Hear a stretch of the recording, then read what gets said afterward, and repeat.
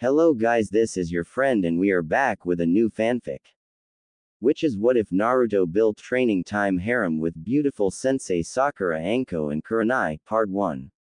And if you enjoy this fanfic then please press the like button and subscribe to my channel for more fanfic like this. And now let's start the fanfic.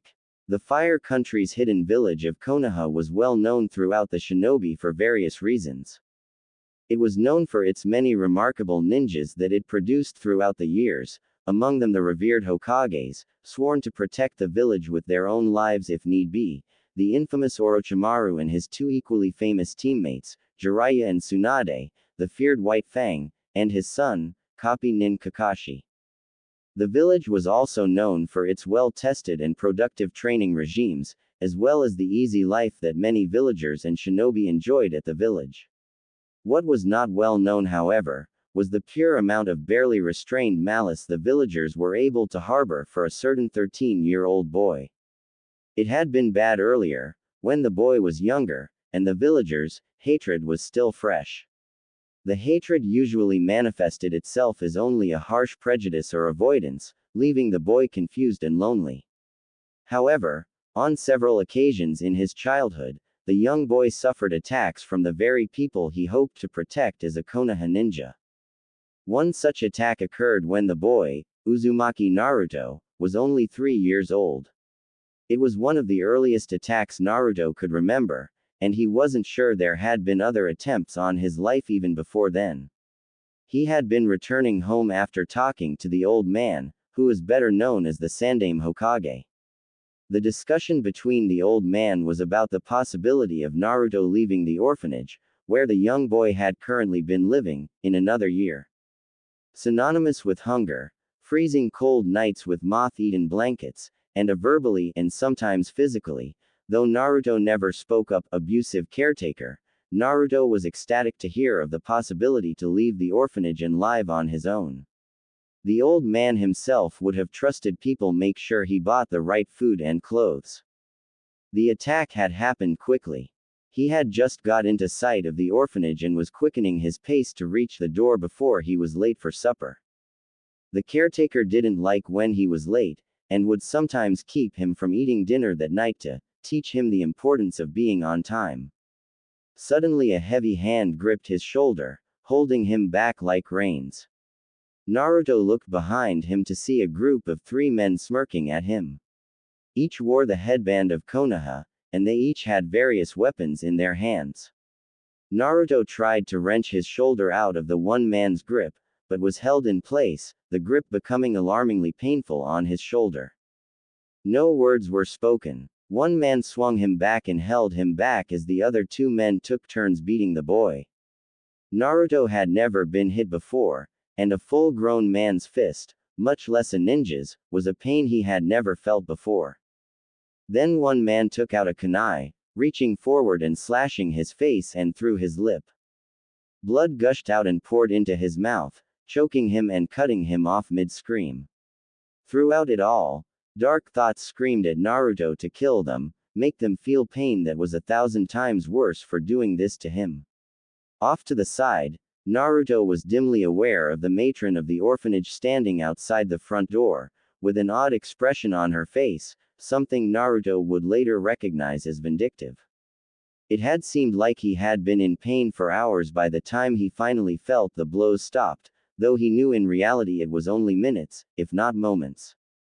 He realized the next slash of the knife hadn't come, and looked up to see the man who had saved him from his personal hell before falling unconscious. His savior had appeared in the form of a large bear-sized man, with a dark trench coat and bandana over his head. He held the assailant's hand in his fist, and wordlessly clenched his fist tight. An audible crunch sounded and the attacker fell to his knees and screamed from the bones in his hand being slowly crushed. Around the entire group was a squad of ninjas wearing masks, each painted to look like a certain animal or monster. The man in the bandana scooped Naruto up into his arms, ignoring the blood that seeped through his sleeves onto his arms, and quickly carried him off to the hospital, while sending an Anbu to inform the Hokage. That day had been the start of Naruto's independence, a full year earlier than had originally been planned. The old man sat down with Naruto in his office, and explaining the situation, gave Naruto the keys to a small apartment that the Hokage had rented out. The bills were all going to be covered, and a monthly allowance ensured that Naruto wouldn't go hungry. Anbu would be regularly stationed nearby the apartment to ensure Naruto's continued safety. Since it seems the head of the orphanage doesn't share my care for your well-being, Naruto, I've decided that it would be better for you if you were moved out of the orphanage. The Sandaime reached into a drawer in his desk and pulled out a ring with 3 keys on it. This first larger key is for the front door on your new apartment. My new apartment, murmured Naruto, slightly shocked at the speed this was all happening. I thought I was going to get it next year. He asked. Well, as I said, the orphanage didn't seem to offer you the proper protection that it should. So this apartment I'm giving you is just down the street from here, where I can see from this window. The Sandaime motioned towards the window to the side of his office, and I'll be able to see if any problems arise. I've also decided to take part of your monthly allowance. He had to hold his hands up to silence Naruto's coming protest, and use it to have D-rank missions which will assign a team of genin to help you if need be. The young boy nodded dumbly, still shocked at the speed of things. He still wasn't sure about this. He already knew that some ninja didn't really want to help him. Sensing his concern, the Hokage gave Naruto a warm, grandfatherly smile and patted him on the shoulder. Don't worry, Naruto, everything will be fine. If you want, I'll let you choose the genin team you want to help you. Naruto's shock, combined with the kindness that the old man was showing, made it difficult for Naruto to keep his voice straight. He barely managed to choke out a quiet, "Thanks, Oji-chan." The man gave another kindly smile, and pulled Naruto up. I need you to follow me for a bit, Naruto, to show you what these other 2 keys go to, and then to show you to your new apartment. Naruto nodded, his head downward to hide the happy tears that threatened to come up, and set off with the Hokage, walking downstairs and several corridors until they reached a room on the first floor, in a room in the back. Along the wall were several small cabinets, about the size of a full-grown man's hand, all with their own little keyhole. The old man motioned towards them with his hand. These are used as small deposit boxes for various people. When packages for shinobi arrive, if they are out on a mission, it is kept here for them until they can pick it up. Sometimes shinobi ask to keep something important to them in these as well. I will be using it to put your monthly allowance in. You'll be picking it up on the first Tuesday of each month, okay? Naruto, finally finding his once loud voice, whispered a quiet, "Okay, Oji-chan. But which one is mine?" The Hokage pointed to one of the cabinets on the far right. You're going to have the cabinet number 109. Make sure you remember that well. Now, you know what 2 keys do, so why don't we go see your new apartment? I think you'll find what the 3rd key does over there. A 3-year-old Naruto finally gave a bright smile, and nodded happily. He followed the old man quickly down the main street, which ran from the southern gate directly to the Hokage Tower.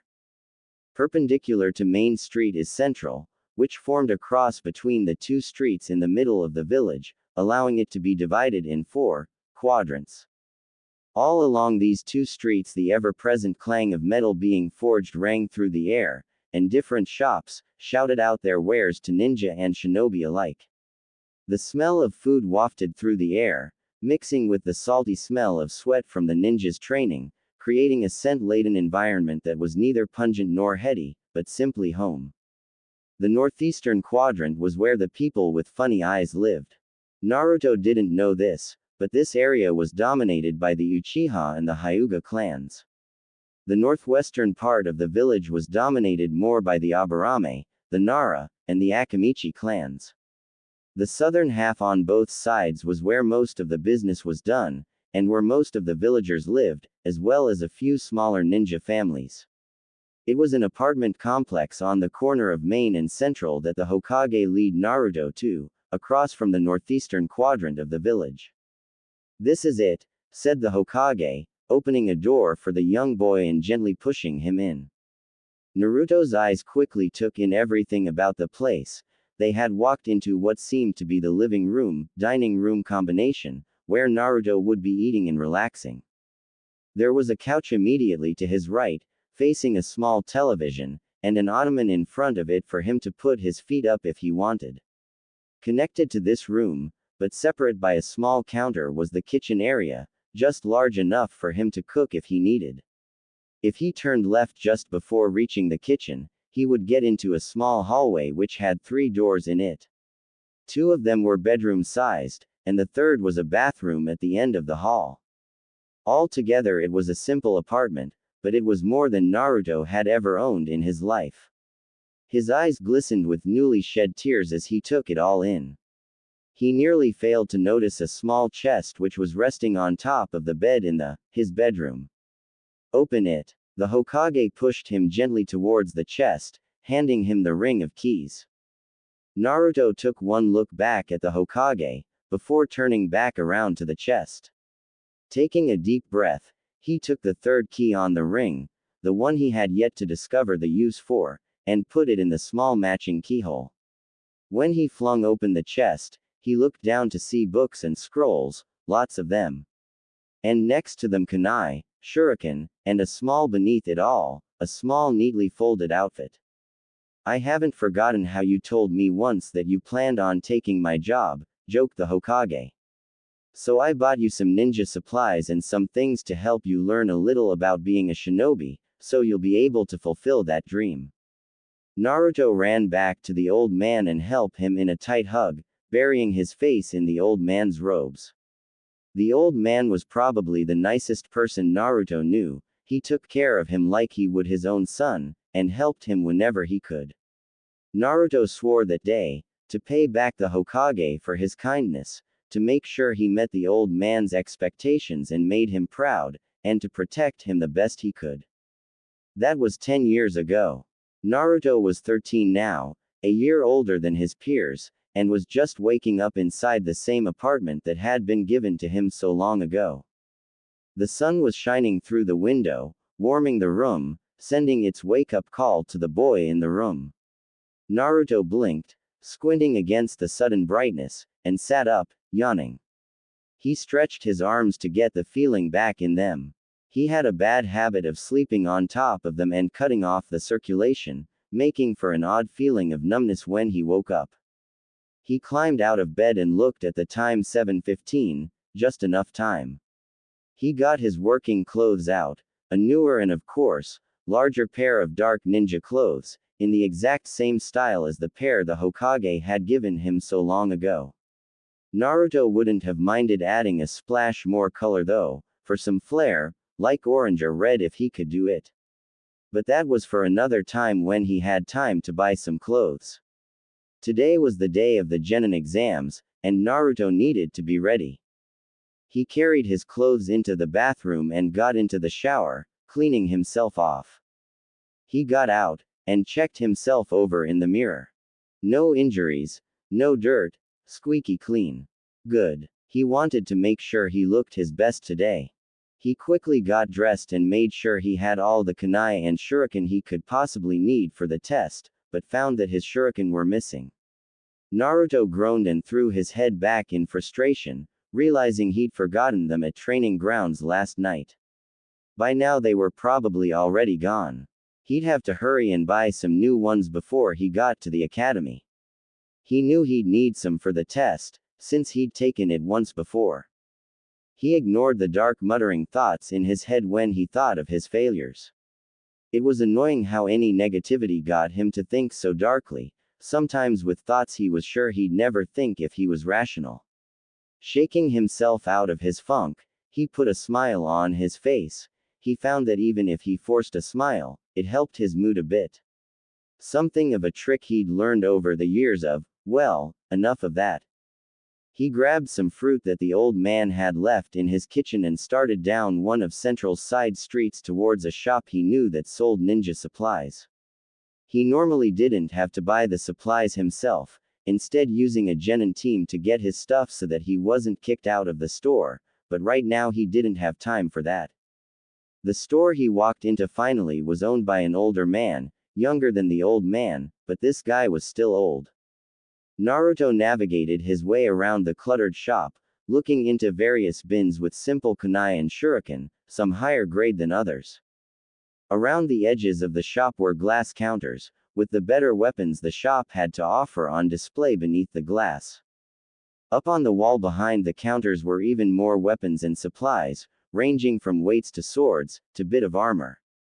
Naruto stopped by a bin with shuriken in his price range.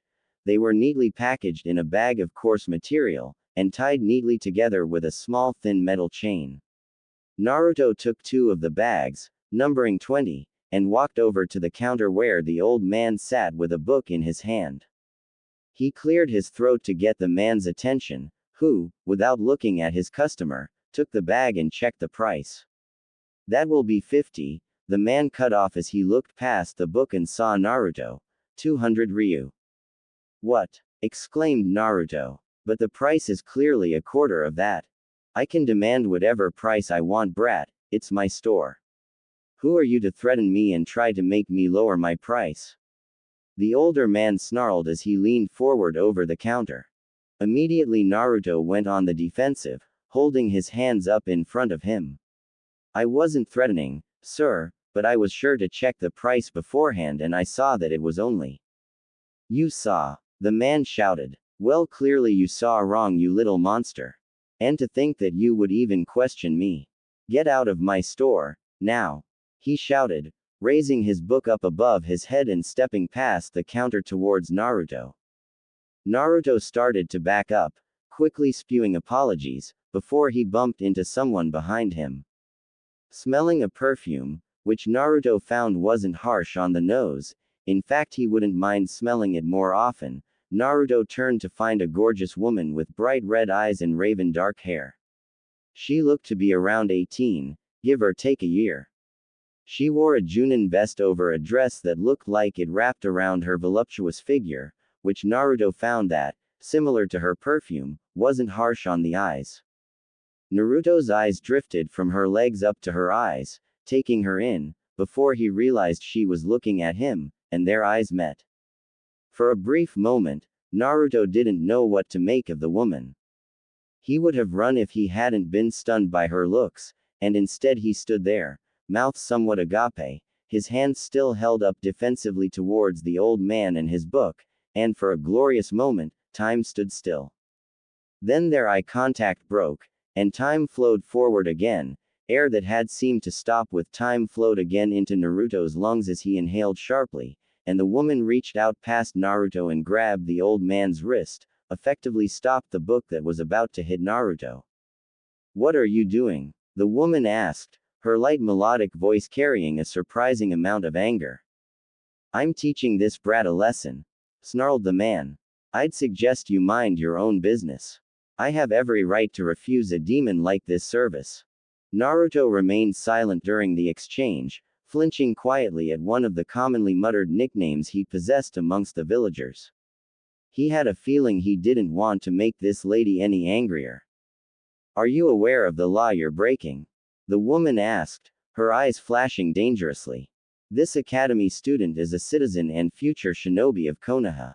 I walked into this store to see you overcharge him, as well as on the verge of attacking him, and you have no valid reason to do either. As far as I can see, he committed no crime." "Committed no crime," screamed the man, spittle flying out of his mouth, which Naruto had to wipe off himself. "Are you mad?" "This." The woman stepped past Naruto too quickly for him to see, slamming her fist into the man's chest, her knuckle digging up between the ribs, knocking the air out of the older man. He doubled over, his mouth flinging open in shock and pain. Spittle flew past his lips and his knees buckled as he sagged to the floor. The woman stood over him, her fist still where she had first hit the man, glaring down dangerously. Her gaze carried a multitude of barely concealed promises of future punishment. "If I ever see you acting this way towards any other citizen of Konoha, I will make sure that you will be visiting Konoha's center of inquiry." The man quickly translated it as you'll be spending time in prison and having fun with the interrogators the next time. He nodded his head, still too hurt to speak, and laid there on the floor, desperately trying to inhale air into his lungs. The woman looked at Naruto, whom had taken an uncertain step away from the angered woman. She flashed him a brief smile, her red lips drawing the attention of his eyes, and hormone-filled brain much too quickly for his own liking. He purged the picture with an exaggerated image of Sakura, his crush. Take the shuriken and anything else you need right now.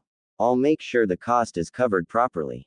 If I'm not mistaken, you're in this year's genin class, are you not? She asked him. Why yes, stuttered Naruto, both out of shyness and fear of the woman. He hurriedly stuffed the shuriken into his pouch and got ready to leave when her question stalled him. You are Uzumaki Naruto, are you not? Yeah. He turned back around to see her smiling again. Yuahi Kurenai, she said simply. Good luck in your exams, Naruto. The Hokage speaks highly of you. I hope his faith isn't misplaced. Naruto nodded, and gave his thanks. He knew he wouldn't let the Hokage down today. He'd be a genin tomorrow and ready to start on his journey to become Hokage. He walked through the dusty street as the village really began to wake up. The streets went from quiet, with stores just opening and empty, to swamped with people.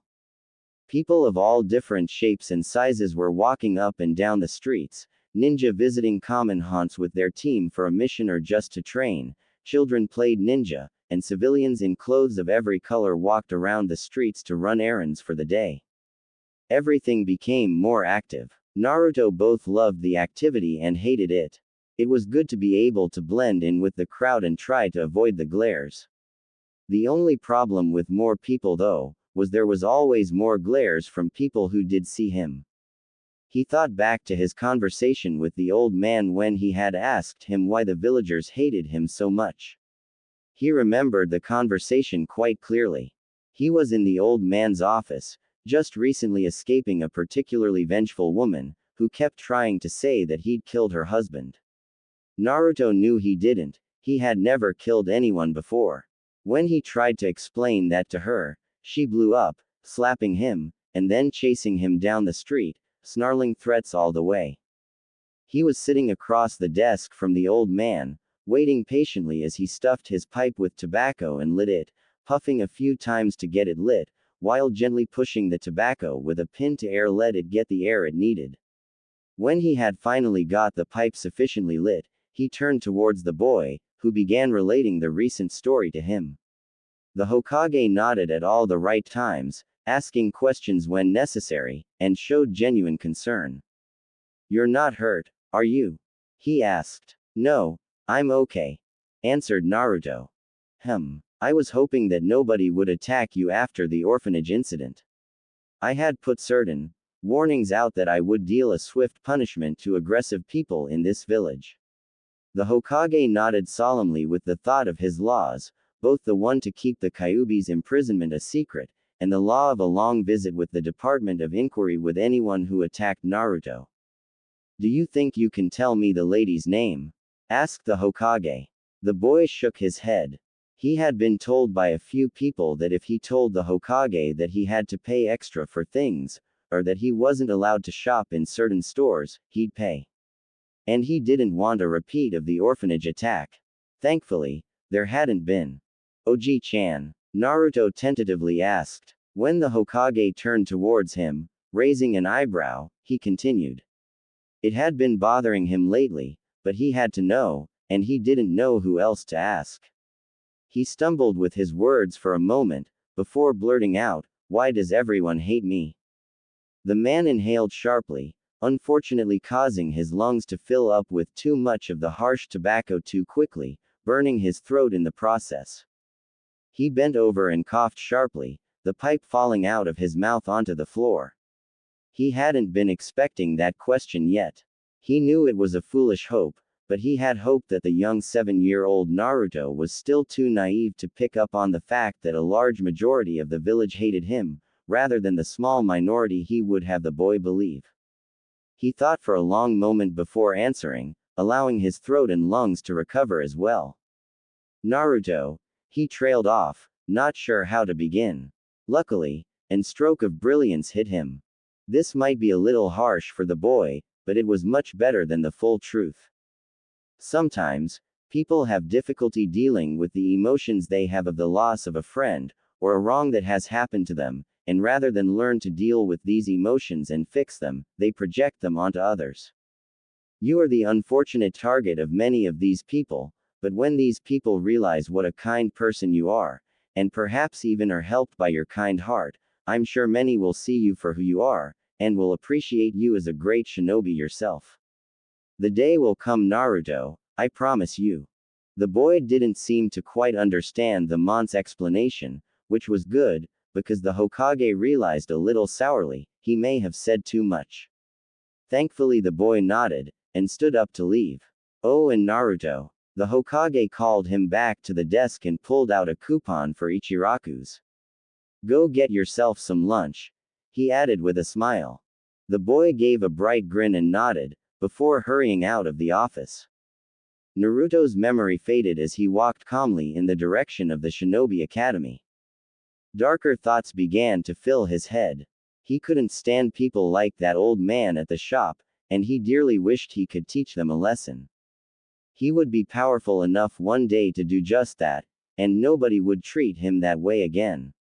For a moment the thoughts brought up the gorgeous red-eyed woman, and how she stood up for him, and oddly, Naruto forgot entirely about planning how he'd punish the shop owner.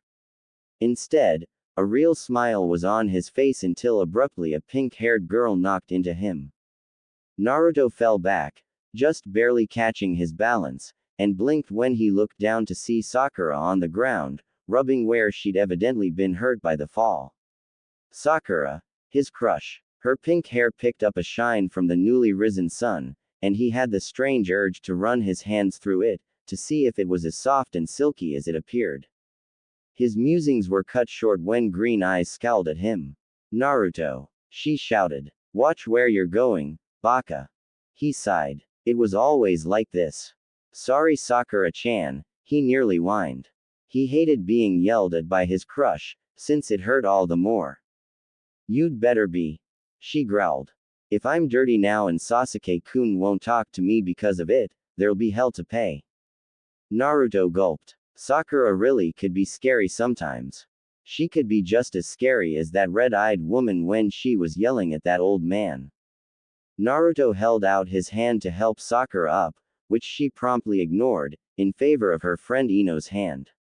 Naruto let the hand fall limply to his side, and watched as Sakura fixed her hair and brushed herself off. Ino fixed him with a glare of her own, tossing her hair over her shoulder. Don't worry about it, Naruto. This gives me a huge advantage today over forehead girl for Sasuke-kun's affection. Her eyes shone and she clasped her hands in front of her, thinking of her crush. Like hell it will, Ino pig. Shouted Sakura. It's not like you had a chance in the first place anyway, forehead. Ino casually retorted. Naruto took a step back as the two glared at each other, sparks nearly flying from the collision of the two massive forces. How could Sasuke-kun ever like a pig like you? Asked Sakura. My forehead isn't as big, responded Ino. Sakura bristled at the insult. My hair is a prettier color, she retorted. Ino was quick with her own valid point. My hair is longer. We both know Sasuke-kun likes long hair. I'm smarter in class. Sasuke-kun likes a more intelligent girl, Sakura said. But he also likes a more competent ninja, which I'm afraid to say, forehead girl, is me. Naruto sighed, realizing that he was already long forgotten by the two kunoichi. It wasn't an uncommon occurrence, but rather something he was quite used to. Almost every time these two were in the same room as Sasuke, it was like nothing else existed except for him. Without Sasuke, all they cared about was which was better than the other. He turned back around from the other two, and continued on to the academy. He had bigger concerns.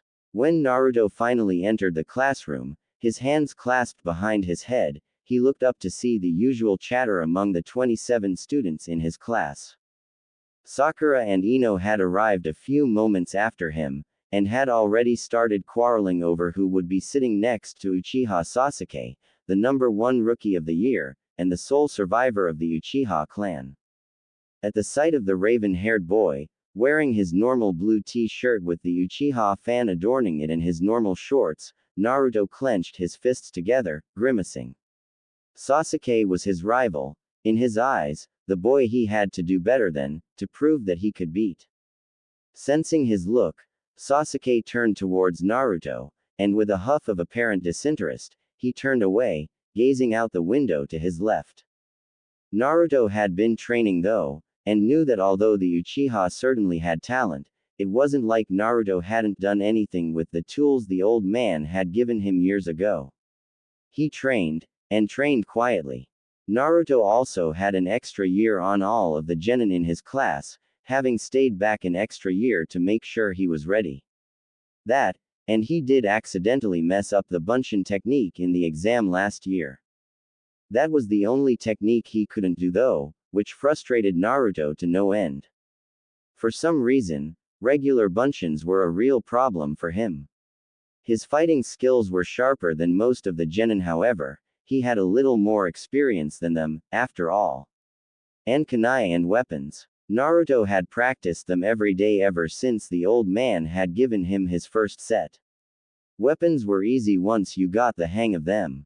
Needless to say, Naruto was definitely ready for the exam today, and then he'd show the Uchiha. Behind him was Akamichi Choji and Nara Shikamaru. Like many of Naruto's classmates that were in clans this year, they were the heirs to their respective clan.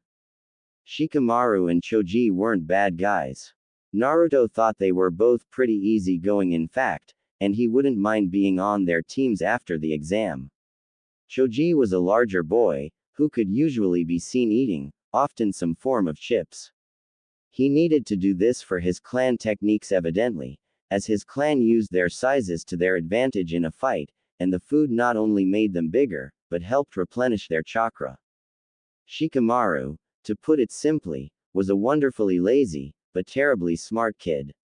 One wouldn't be able to tell from his grades, but Shikamaru had one of the sharpest minds of the bunch. He usually cloud-watched and liked to sleep in class. Admirable interests, if Naruto said so himself. Next to them was another boy, who Naruto couldn't quite remember.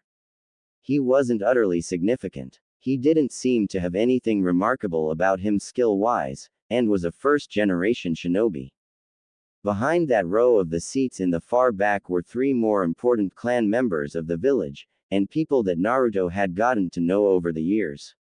Inuzuka Kiba, Aburame Shino, and Hyuga Hinata. When his eyes met with Hinata's, she turned red and looked away quickly. He never could figure out what he did to make her so angry.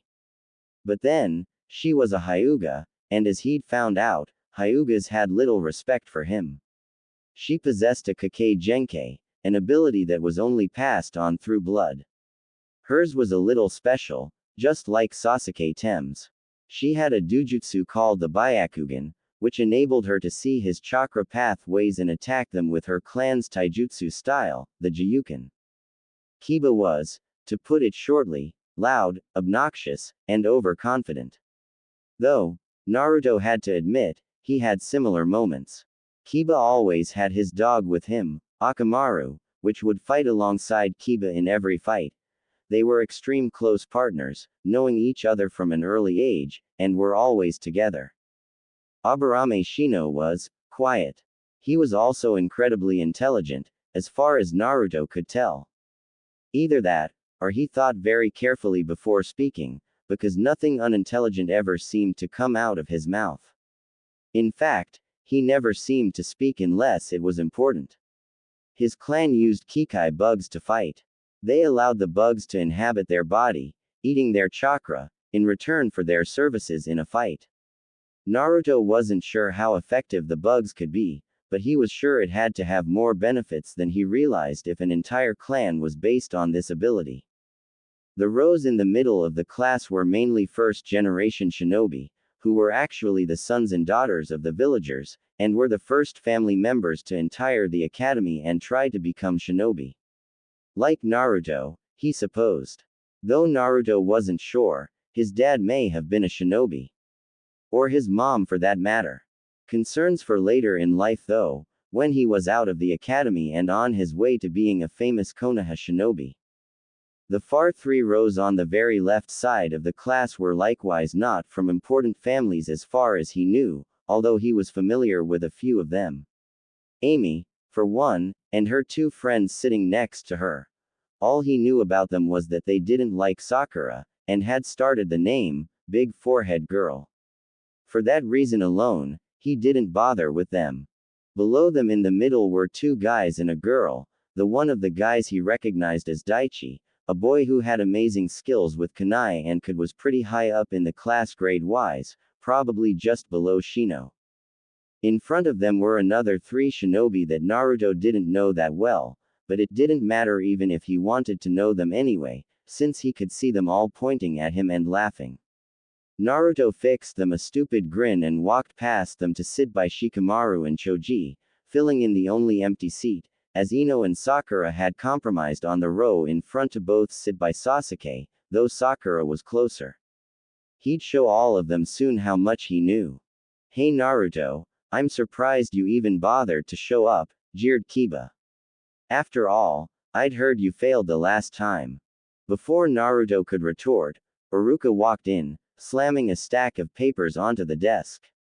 Quiet, he shouted over all the talking. The class immediately quieted down, and Iruka took a deep breath, before continuing. Today is this year's annual Genin exam. He looked around at the class to gauge everyone's reactions. They all appeared collected. A few seemed to be a little nervous. Uchiha Sasuke fixed him with a confident smirk. I expect all of you to do well. For many of you, this is your first time taking the exam. For those of you who are taking it for a second time, I hope the extra practice has prepared you sufficiently. He glanced at Naruto, which unfortunately many of the class seemed to catch. Whoops, didn't mean to do that, thought the Chunin. Giving Naruto an apologetic look, as some in the class snickered. The exam will consist of a short written exam, which I'm sure many of you have prepared for. However, this will only count for 1/6 of the test. The majority of the test will be outside, when it comes to shuriken and kunai targeting counting for 1/6 each, as well as ninjutsu testing in bunshin, kawarimi, and henjichi counting for 1/6 themselves. You will need at least 4/6, or 66 in order to pass the exam, explained Iruka. This test is to make sure that you have the minimum proficiency in academy-level skills. An ideal ninja would be able to get 100% on tests, showing proficiency in all areas. However, that is a little much to expect of a genin fresh out of the academy, so we are more forgiving. All genin who pass this exam however are expected to practice the skills they did poorly in until they have complete mastery over the skill. He continued. Naruto felt a wad of paper hit him in the side of the head, and turned to see one of the kids he didn't know very well smirking at him. He sighed, ignoring the kid. He had already failed the exam twice. Once he had tried to take it early, when he was 11, to graduate ahead. He'd failed to do that since he wasn't ready yet and instead continued on and tried to take it when he should at age 12. Of course, he had a bad stroke of luck and somehow messed up with the written and the bunshin. While the first one he didn't count because it was taken early, the second one was a little embarrassing. He'd been pushed back a year then to this class, made up of primarily 12-year-olds and ready to graduate. This year would be different, he promised. He had to make sure the Hokage knew he could depend on him to follow through. An image of the red-eyed Junin came into his head, wishing him luck. He grew determined, and got ready to give this test his all. While bunshin was still impossible for him for whatever reason, kawarimi and henji could manage fine now, and kunai and shuriken were easy that would give him at least the minimum 4/6 score. The written test would be the issue. If he could answer them, Then everything would be okay with a 5/6, a respectable score at least. Naruto looked back at Iruka as the Chunin instructor walked to the door of the classroom to answer a knock. Today Mizuki-sensei will be helping me proctor the test to make sure none of you are cheating, and to make sure everything goes by quickly and smoothly, announced Iruka. The man who walked in wasn't unfamiliar at all. He had helped Iruka teach his lessons many times before, normally as an assistant, and he seemed nice enough. He had shoulder-length silver hair, and had a ready smile for most of the class. He waved to them and gave them a simple, "Good luck everyone. Hopefully by tomorrow you will all be genin." With that, Iruka and Mizuki divided up the tests and began to hand them out to the class. There were 3 different versions of the test, each person on a table had a different version to prevent cheating. Shikamaru had version A, Choji version B, and Naruto version C. You have exactly 45 minutes to finish this test, announced Iruka, looking at his watch. Mizuki and I will be walking amongst you to make sure nobody is cheating. Naruto ducked his head and looked at the questions. They were fairly simple, if the first 3 of them were any measurement. Number 1. State ninja rule number 25, and explain its importance to today's ninjas in the field. Number 2. Explain what chakra is. Number 3. Explain what a Hokage is, and what important role this person fulfills in the fire country. Naruto quickly answered the 20-question test, with 10 minutes to spare. As he thought, they weren't difficult, and he had little trouble. He looked up to see Mizuki looking at him oddly, before he continued on. Perhaps he didn't think Naruto would be able to do this test. He looked around at his classmates in his free time, curious to see how everyone was doing. Shikamaru was sleeping on his desk, the pencil beside him. Naruto wasn't even sure if he'd done the test at all or not, since his paper was turned over. Choji was filling out the questions pretty easily it seemed, taking his time with each one and eating a bag of potato chips in between questions. Shino and Hinata were already done, and Kiba was smirking as he wrote his answers down. Sakura and Sasuke and Ino were all already finished as well. His half of the class seemed to be doing fairly well. The middle portion of the class seemed to have a lot of people sweating bullets, and the third portion of the class opposite of Naruto seemed to be doing well. Altogether the class seemed to be having few problems. Naruto knew though that the ninjutsu would crush a lot of hopefuls, as would the targeting test. After the test they all walked outside to complete the targeting in the training grounds. They lined up and were all told to have 5 shuriken and 5 kunai ready. They each stepped up in turn and tried to hit the 5 bullseyes on the targets for each of the weapons. Naruto glared when Sasuke decided to show off and throw all 5 of each at the same time, 5 kunai with one hand and 5 shuriken with the other, and nailed all of the kunai. Sasuke-kun is so cool, squealed one of his fangirls. Again, Naruto's half of the class seemed to do fairly better than the rest, with the exception of Daichi, who pulled off the same feat as Sasuke, though with much less fanfare afterwards. Uzumaki Naruto, called out Iruka. It's your turn. Naruto nodded and stepped forward, preparing his kunai. He decided to finish it carefully rather than showy like Sasuke, and took careful aim. This would be easy. Mizuki watched as the yellow-haired genin got ready. He couldn't stand the fact that this demon brat was taking this exam, much less allowed into the academy. But it would be over his dead body if the boy ever passed this exam. He glanced at Iruka. How could the man forgive the brat after what he'd done all those years ago? Couldn't he see he was a demon? Mizuki knew he'd have to take care of this himself. Iruka was too loyal to fail the boy purposely. Behind his back, he made a few hand seals. Naruto took a deep breath and threw his kunai first, quickly but carefully. He nodded as he saw them travel to exactly where he aimed them, but abruptly laughter broke out from the students behind him. Naruto blinked, and realized, he'd missed the training targets completely. All 5 of his kunai were in the dirt several yards behind where the targets were. How could that be? He could have done this blindfolded. Iruka got the class to quiet down while Naruto shook himself and pulled out the shuriken. He'd make sure that these ones hit. Maybe Iruka would be a little kind and still pass him if he got all bullseyes with the shuriken. He took another calming breath, and released his shuriken. This was it. These were sure to hit, he was sure. What the? Again, all of his airborne weapons missed the targets completely, and landed off in the dirt past the targets. The class all laughed again, and jeers of, "Doby," and, "Nice aim," "Dead last," were shouted from the students. Naruto hung his head in shame, too embarrassed to look at his classmates. He did, however, notice Shino and Shikamaru looking at him oddly. How had he missed? What did I do wrong? He thought to himself. When the class had finally calmed down, they were all told to line up in the hallway outside their regular classroom while each student stepped inside to complete testing. As Naruto's name was called, he took a step inside to see Iruka and Mizuki sitting and smiling at him.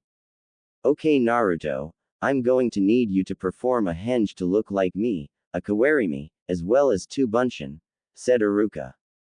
Naruto nodded and performed the henge. Iruka nodded and marked something down on his clipboard. After the kawarimi, it was the same thing. Then they reached the bunshin. "I can do this," thought Naruto fiercely. He had to pull off a bunshin, or he'd only have a 3/6, that is, if he passed the written. 3/6 was not a passing grade. He took a deep calming breath, checking to make sure he was doing the hand seals right. He made the seal and channeled the chakra into the technique. A cloud of smoke poofed up on either side of him, and Naruto looked at each, trying to see if he'd done it correctly. The moment seemed to take forever though as the smoke slowly cleared, allowing him to see 2 clones that were pale and malformed, resembling a sickly, mangled body more than Naruto himself. "Naruto." Iruka sighed, disappointment clearly in his voice, "You've failed." The words rang through the room, stabbing into Naruto's heart like kunai. After trying so hard, after practicing so much, and after so many promises to the Hokage, he still failed. Naruto hung his head, too ashamed to look up and meet Iruka's eyes, or notice the slight smirk on Mizuki's face. He walked out of the room to where other students were still waiting for their turns to take the exam. He ignored the questions of, "How'd it go?" and laughter from those who realized he'd failed, and he kept walking, far past his classmates, outside onto the swing. He sat there for what seemed like forever, watching as the kids who passed were gathering outside the front door to the academy, waiting for their proud parents to pick them up, smiling at their child's success. He ignored some of the whispers he heard from the older crowd, about how they were glad he failed. He caught a few passing sympathetic glances, but it did little to subside his sadness. Again his thoughts turned darker. His thoughts began to be clouded by ideas and images, suggesting he take control and show he was better than them. He saw a woman glaring at him from the crowd of his classmates, and he glared back, putting all his hatred he could into his eyes, and received a approving murmur in his thoughts when the woman flinched back. This was how Mizuki found Naruto, on the swing, his legs barely touching the ground beneath him as killer intent rolled off the small genin in waves towards some of the older villagers in the crowd. He stopped for a moment, wishing he could kill the boy now and be done with it, but he had to wait. The demon could live till tonight, after he'd served his purpose. The older man put his hand on Naruto's shoulder, and when the boy looked up behind him at the smiling Chunin, Mizuki put his plan into action. "You know Naruto, Iruka only made that decision because he wants you to grow into a strong ninja for the leaf. You shouldn't let it discourage you." The boy nodded glumly for a moment before turning away to think things over. But Mizuki wasn't done yet. "Wait, Naruto. You can prove to Iruka that you're ready to become a genin now if you are determined enough." This stopped the boy in his tracks, and he excitedly turned around towards Mizuki. "How, Mizuki-sensei?" The Chunin smiled to himself. "This is too easy. There is a second, less common way to become a genin."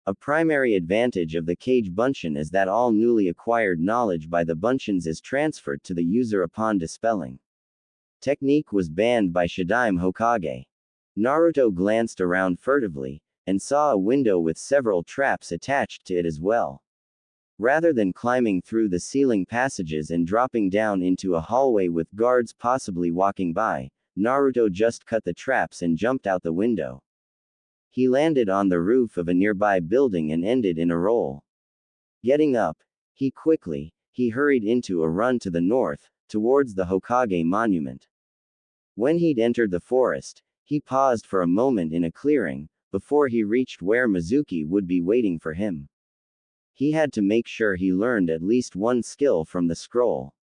Opening it, he quickly scanned for techniques that he could probably use. The Kage Bunshin one from before had interested him, and he quickly found it again. He read through the proper hand seals and the way to gather your chakra, and finally settled down to practice. A full hour later, he already memorized the workings behind the technique, and although Naruto wasn't sure how many clones he was supposed to be able to make, he could easily make a couple hundred. Hey, this technique isn't that hard. I can't wait to see the look on everyone's face when they see me use this. He suddenly had the odd idea to copy down these techniques, and practice them as he pleased later. Not seeing any harm in this, Naruto quickly scanned through a few techniques for ones that looked interesting. Lower Covenant Technique. Rank: S-Class Jutsu. Description: while the full uses are generally unknown, the jutsu is said to allow the user to contact and, the words were smudged here, in return for the, and smudged here as well. The exact method of carrying out the jutsu is unclear. Shadaime Hokage banned the use of this jutsu after Uchiha Madara's questionable use, and the following fight at the Valley of the End.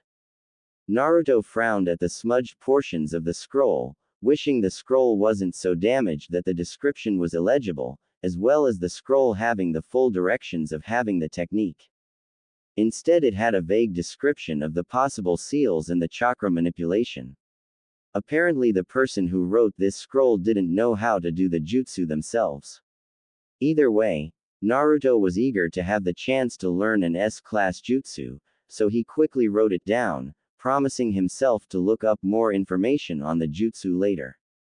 After he wrote down the first technique, he immediately saw another powerful technique, piquing his interest. Berserker Technique. Rank: a class jutsu. Description: originally an Inuzuka technique, the Berserker Jutsu creates an effect similar to opening the gates at a greater cost. Using this jutsu results in an increase in the user's bloodlust, reaction rate, strength, and a minimal increase in speed, at a high cost in chakra and life force. Technique may also kill user if the person is wounded greatly. Banned by decree of Shadaime Hokage and Nadaime Hokage in agreement with Inuzuka clan head, after increasing losses in Inuzuka clan. One of the lower ones caught Naruto's eye. It was written in a different handwriting than the rest, and at the bottom Naruto found why. Old Man Hokage banned this one. Shiki Fuin. Rank: S-Class Sealing Jutsu. Description: created by the Yondaime, this is perhaps the most dangerous, as well as the most powerful sealing technique. It calls upon the Shinigami itself to seal the soul of any target into an object, at the cost of the user's life. After its use 13 years ago, and the Yondaime's subsequent death because of its use, the Sandaime decreed that it would be permanently banned from use unless a dire emergency. 13 years ago. That was with the Kyuubi, muttered Naruto. Suddenly a huge torrent of images came to his head, unbidden. He saw a gigantic frog, with a man in Hokage robes standing on top, and then a bright flash of light blinding him. Along with the image came an extreme amount of anger, which fled as quickly as the image. Whoa, what was that? Wondered Naruto. He looked over the technique, but decided to pass by it instead, disturbed by the vision he had after reading about it, and went to look for a different technique instead. He was about to copy down a third when he heard someone coming. Probably Mizuki. He quickly put his copies away, and got ready to hand the scroll over to his sensei. To his surprise, Iruka dropped down in front of him. He looked angry. Very angry. Naruto, he shouted. Iruka-sensei. Naruto grinned. Oh man, I got caught already.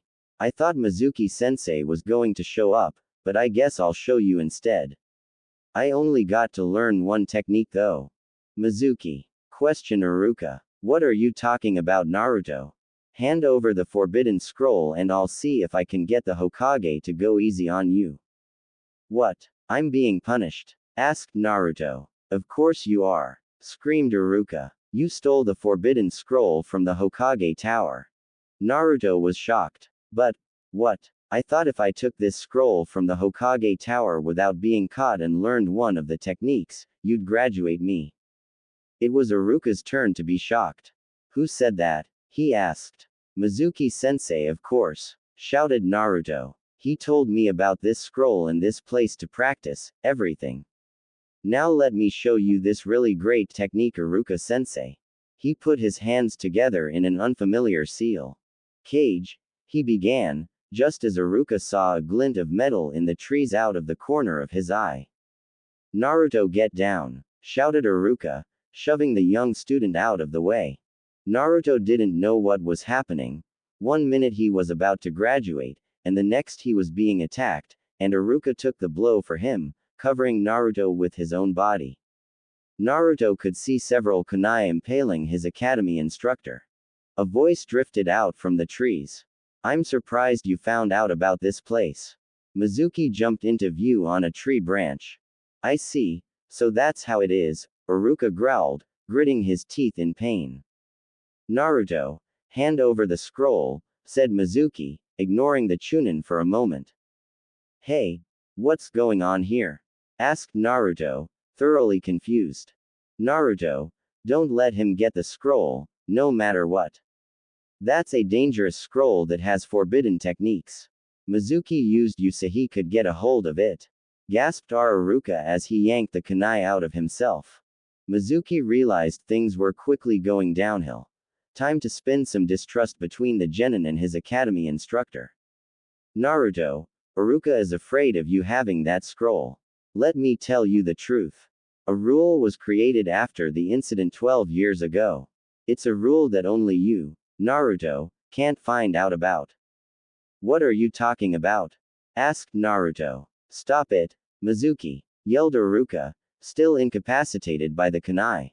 It's a rule to not say that you are the demon fox. Shouted Mizuki. In other words, you are the nine-tailed demon fox who attacked the village and killed so many. Didn't you think it was weird for everyone to hate you so much? Suddenly the more images came to Naruto, who held his head at the sudden pain and anger he felt. A great set of eyes behind a cage glared down at him, a giant set of teeth shining in the darkness. The teeth opened and let out a huge roar, before snapping him. The image ended and another came, a nine-tailed fox slaughtering shinobi, swatting them away like flies, and roaring with rage. A raging voice came to his head, sounding awfully similar to the dark thoughts Naruto would sometimes have while depressed. So you can hear me, whelp. Kill him. Kill him. It boomed. Rip the silver-haired man to shreds and show him my Jinchuriki's power. When Naruto only sat there, clutching his head, the voice continued. Yes, it is my voice you have been hearing all these years. How pathetic that you never realized it. But I will settle this later. For now, live, and kill. Mizuki threw his Fuma shuriken at Naruto, who could only stand, too lost in the hurricane of thoughts to do anything about it. Duck! Naruto! Yelled Iruka, who had finally freed himself from the kunai. He dived in front of the kunai and protected Naruto with his body, and Naruto, who was snapped out of his trance, could only look up and ask, why? Because you're the same as me, answered the Chunin, coughing up blood. When my parents died, no one was there to care for me or compliment me, so I acted like the clown to get attention. It was tough, wasn't it, Naruto? Tears welled up in the Chunin's eyes as he thought of the lives he and Naruto have lived. If I had been more aware, I could have saved you from such a tough life. Mizuki chuckled cruelly. Don't make me laugh. Iruka has hated you since you killed his parents. He just wants to get that scroll back. Naruto broke off into a run, fleeing from the two Chunins. Iruka could only cry out his name, as Mizuki laughed, promising to kill the demon fox and take the scroll from himself. I'm glad I used that genjutsu to make the brat fail his targeting. Otherwise I never would have had this chance to use him and to kill him afterwards. Mizuki put a dark sneer on his face. I'll deal with you later, Iruka. Mizuki changed himself into Iruka and found Naruto running with the scroll strapped to his back. Naruto, give me the scroll, Mizuki just wants it for himself. He yelled. He was surprised when Naruto turned and hit him in the stomach, dispelling his henge. How did you know it was me? Mizuki asked. I'm Iruka, answered the Naruto doppelganger, who dispelled his henge, showing Iruka in its place. I see, said Mizuki. What's the point in protecting the monster who killed your parents? There's no way Naruto, the monster fox, wouldn't use the scroll's powers. You're right, answered Iruka. The monster fox would do that. But Naruto isn't the fox. He's a hard-working student that I care about. HMPH. I know I said I'd kill you later, Iruka, began Mizuki, pulling out a second Fuma shuriken. But I've changed my mind. He was about to release the shuriken, killing Iruka, when Naruto quickly jumped out, slamming a kick into the Chunin's side, throwing his aim off. Don't lay a finger on Iruka-sensei, warned Naruto. Or I'll kill you. Kage Bunshin no Jutsu. Thousands of clones filled the clearing, and Mizuki could only look on helplessly, as the clones began to charge. After it was all done, and Mizuki lay on the ground defeated, Iruka called Naruto over. Naruto, close your eyes. When Naruto opened them, Iruka tied his own Konoha forehead protector onto Naruto's forehead. Congratulations, Naruto. Naruto slept restlessly that night, tossing and turning under his sheets, which tangled uncomfortably and left him sweating. The young blonde had been up late that night, celebrating his new graduation with his sensei, Iruka. One might think that with all the excitement from the long day, that the newly promoted young blonde-haired, blue-eyed genin would be sleeping soundly, too exhausted from earlier to be so restless. Normally, this conclusion would be correct. Even the normally over-energetic Uzumaki Naruto would succumb to a peaceful sleep after a taxing day. However, the genin's unrest was not due to unspent energy as many would think. In fact, Naruto had nearly stumbled into his apartment after eating a celebratory dinner with his sensei, Iruka, early that day. So, tired, mumbled the genin, eyeing his bedroom door eagerly.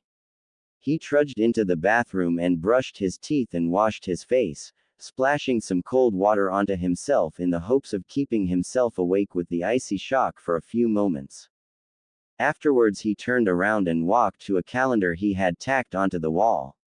He quickly marked down that on the day after tomorrow, he'd have to go to the academy at 10 o'clock in the morning for an explanatory meeting for new genin, where he'd find out what team he was on and with who else in his class, as well as who his Junin instructor was.